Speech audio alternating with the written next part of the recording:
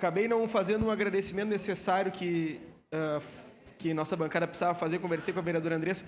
Queria agradecer ao assessor da bancada do Partido Progressista, Michel Sonda, que ontem, com todas as negativas, decidiu nos ouvir. Ele me falou: Cláudio, pelo menos me entrega as emendas, que mesmo que seja não, eu vou te responder. Hoje entreguei essas emendas às 8 da manhã para ele. E, presidente, no início da sua fala, o senhor falou que nós queremos dialogar. E eu não canso de falar que nós queremos dialogar mesmo, vereador Edson. Eu subi naquela tribuna pelo menos em 10 oportunidades para falar que nós gostaríamos de dialogar. Porque, embora nós façamos oposição ao governo Adiló, nós moramos aqui e queremos construir uma cidade digna e cada vez melhor para todos, vereadora Daiane. E nós temos divergência, mas nós temos divergências e temos convergências. E o que a gente quer construir aqui é uma cidade melhor para todos que moram aqui.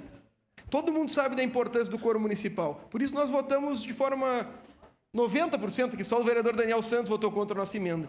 Todo mundo sabe a importância das emendas em relação à defesa civil. E todos sabemos reconhecer, vereador Cristiano Becker, que o orçamento desse ano é melhor que o orçamento do ano passado, porque ele tem mais destinação para verbas da saúde e porque ele incorporou coisas que anteriormente não se incorporavam. Quando, nas diretrizes orçamentárias, vereador Bortola, nós aqui construímos uma saída comum.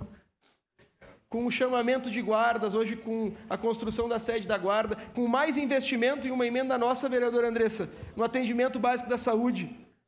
E mais do que isso, com construções feitas por todos nós. Destaco a vereadora Daiane com o investimento da PPP, da utilização das estações de transbordo. Então, esse orçamento não é um orçamento do prefeito Adiló. Esse é um orçamento da cidade de Caxias do Sul. Por isso, nossa bancada vota sim, porque ajudou a construir esse orçamento, presidente. Muito obrigado a todos.